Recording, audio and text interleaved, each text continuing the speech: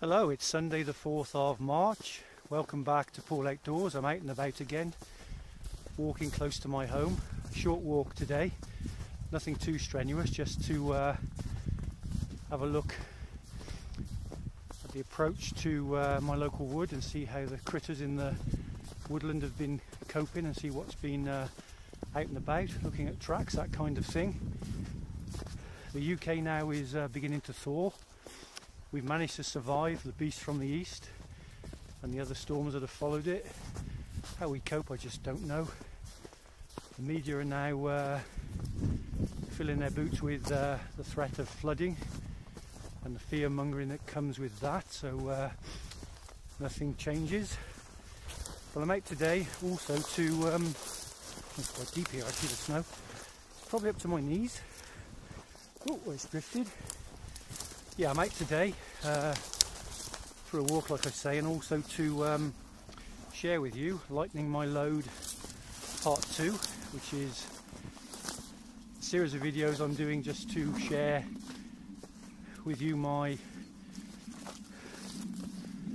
sort of attempts at lightening my hiking and backpacking kits for when I go on extended walks and hikes, like I've said in previous videos.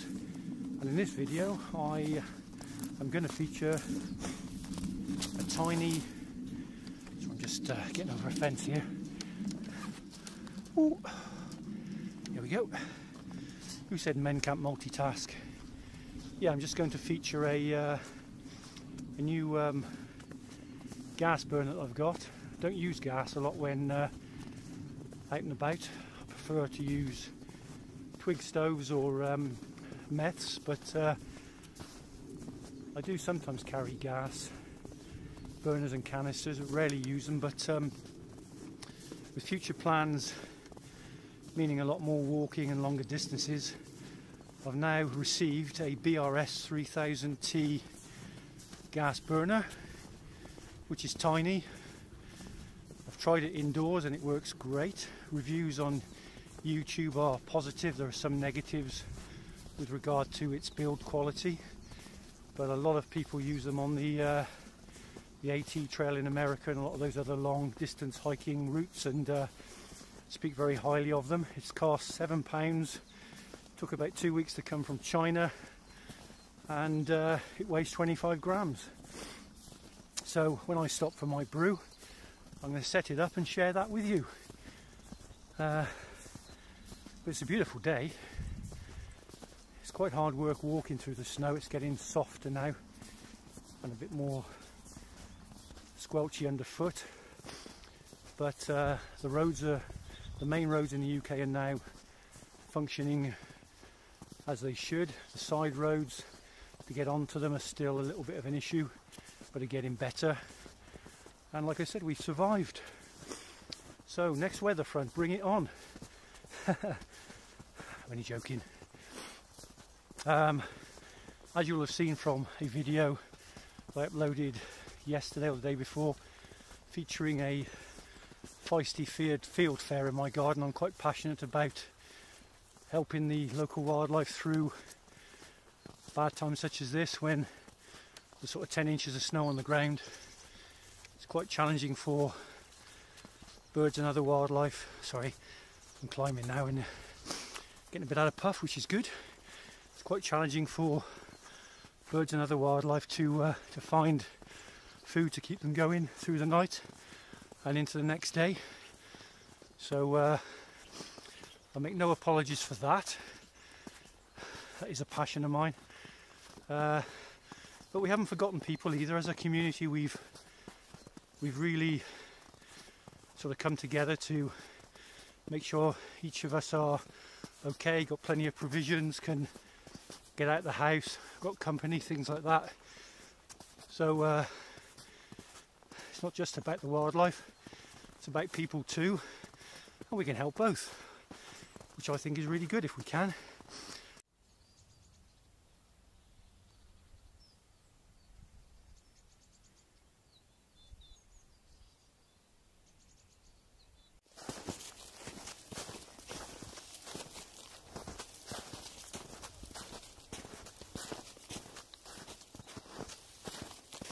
And this is one of about 10 nest boxes I put up again about 10 years ago, the same time as I planted the oak trees.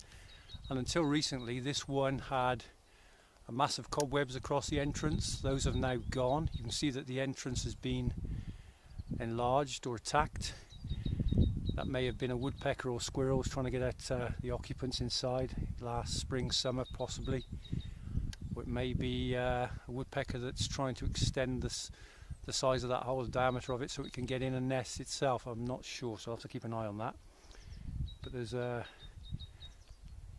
quite a few of these I've put up, and some have been used over the last 10 years and some haven't, so it'll be interesting to see whether this one is actually a roosting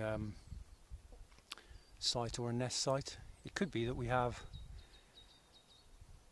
20 long-tailed tits roosting in that box. That would be a nice thought. Certainly would keep them out of the elements, but further investigation needed, I think. There's a fading badger track in the middle of the picture and a heart to the left.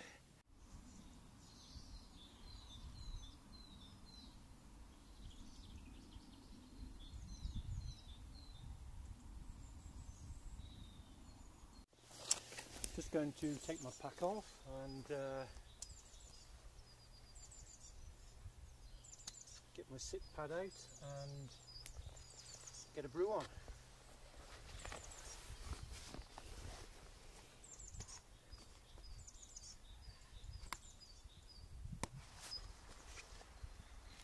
So we have gas cylinder, aluminium tent pegs, which I may use to stabilise the gas cylinder because I don't have a plastic stabiliser yet. But my brew kit and aluminium windshield, which I will use today. It is a bit breezy.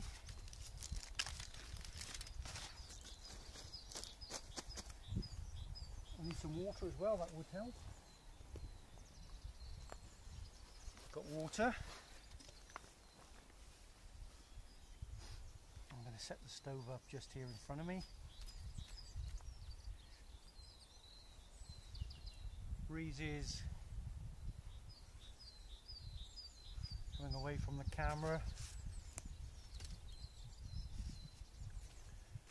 So the stove itself, the BRS 3000T. Little flask cup, which is about 20 grams. Plastic spoon, which weighs about 15. Don't necessarily need this dry bag, but keeps everything nice and tidy and compact. We have my recent acquisition, the Tom Shoe 750ml mug, which I love. For 13 English pounds, that is a steal. I've also got a Tom Shoe, thanks to Spiker Pose, my Dutch friend, also have a Tom Shoe titanium folding wood stove on its way, again for, I think I paid £13 for that. Exactly the same as my stainless steel Lixada, but half the weight, 220 grams. So I'll be showing you that when that arrives also. Here is the item 2 in my Lightening the Load series, the BRS 3000T gas burner. Whoops, dropped it. All the way from China, cost me £7 English. Took a couple of weeks to arrive, and as you can see, it's tiny. It weighs 25 grams, 28 grams when it's inside the little green pouch. And like I said before, reviews of this have been good, although there are some negative ones that say it's a bag of poop. But the vast majority have been really positive, people using them on long distant hikes, on the AT trail in America, that kind of thing. One of the main issues people say they have problems with is the little rubber O-ring inside there on the screw on top. But anyway, £7 from China. I've used it indoors and it works well indoors. So we're outside now. I've got the windshield up, not too close to the gas because we don't want that gas canister heating up, but there is a breeze. I want to protect the burner as much as I can. So it's a simple case of unfolding the legs, and they sort of click into place quite easily. And then we have the gas regulator. There's no piezo ignition on this one, so you have to light it with a different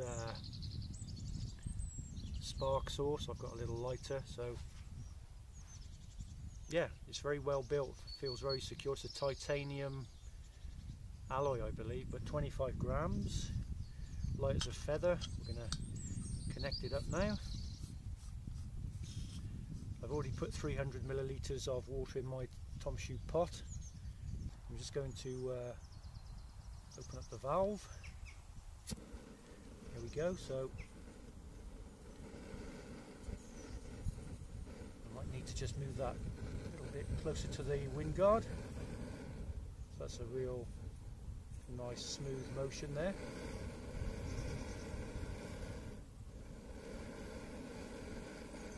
So I'm going to put it on half throttle, and I reckon this will use about 8 grams of gas. So I'm just going to put the cup on.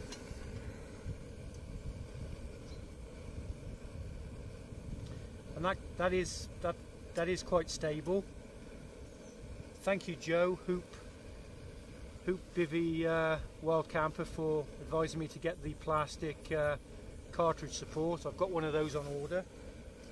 But what I was going to use today, if I needed to support this gas canister, was my 3 aluminium 10 pegs. Just put them in around the canister just to give it some extra support, but I don't think I need that.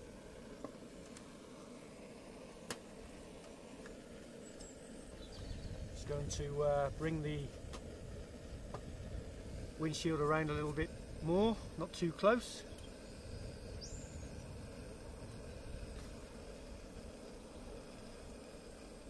We have some little bubbles forming already, so we're on half throttle there. That's full. We shall obviously use more gas. Probably get a quicker boil, but I'll probably use twice the amount of gas like that. So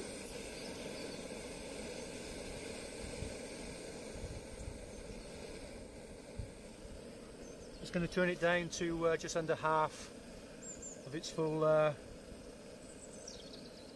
capacity.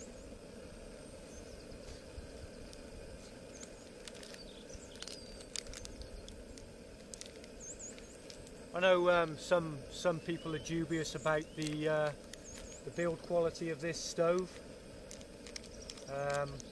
and dubious about its size and it being robust and stable enough, but it only takes a matter of seconds to find a flat, stable surface to put this down on. I think the important thing is to have a fairly narrow pot. This is a 750mm pot, which is the perfect size, I think. Okay, well, we're about 4 minutes in now, and as you can see, we have a rattling pot top, steam coming out through the vents, and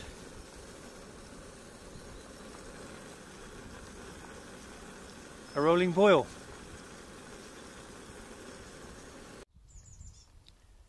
Bluebells emerging from the woodland floor, and you can hear the beautiful song of a dunnock to my left.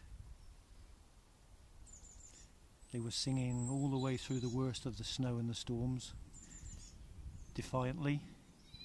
They knew that spring is around the corner and that better times were ahead.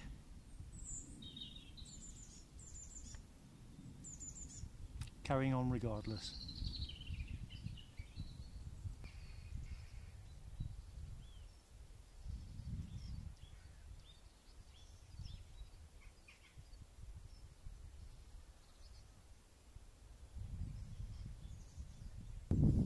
I'm just going to disconnect that from the gas. may as well pack it away and show you how easy it is to put away. So there's the pot stand.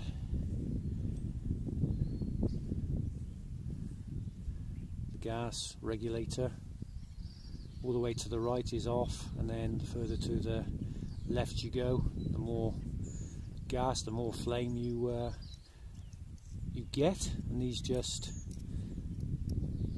unclip, fold down by the side.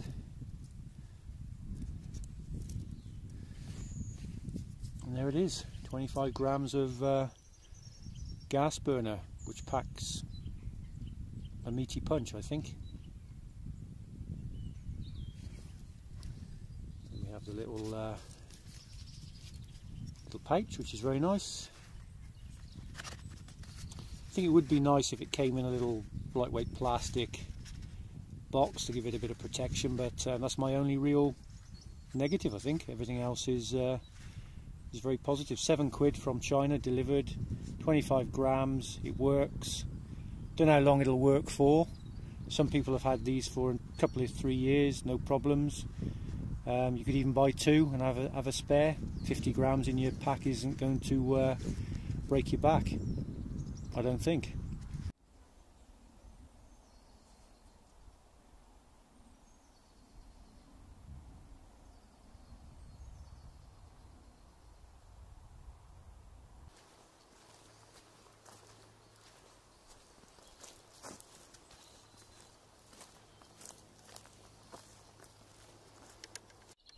And here we see a plethora of deer and badger tracks sort of crisscrossing the field to and from the woodland that of course the badgers call home.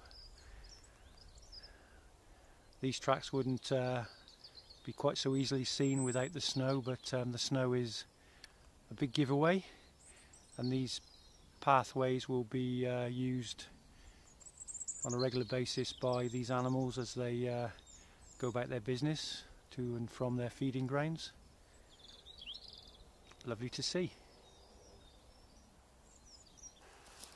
Well, I'm homeward bound now, and I hope that you found the review of the BRS 3000T gas burner useful. It's not a recommendation. I've only used the burner a handful of times, today being the first time that I've actually taken it outdoors and fired it up. But with a suitable windshield, it works really well, and I would imagine in the summer when there isn't any wind or breeze to worry about, then one won't be necessary. But like I say, it's not a recommendation. I've only used it a handful of times, but I'm going to certainly add it to my lightening the load hiking and backpacking kit, and which is going to consist of combinations of Trangium, a Tom Shoe titanium pot,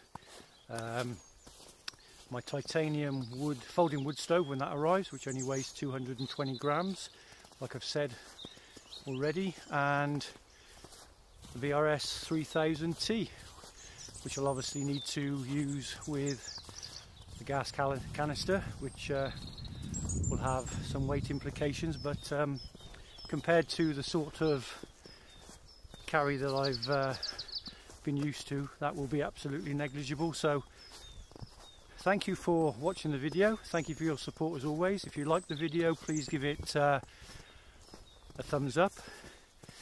If you haven't already subscribed, please consider subscribing. And if you are already a subscriber, thank you very much for your continued support. I really do appreciate it.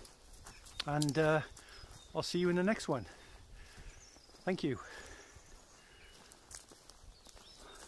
What a beautiful day.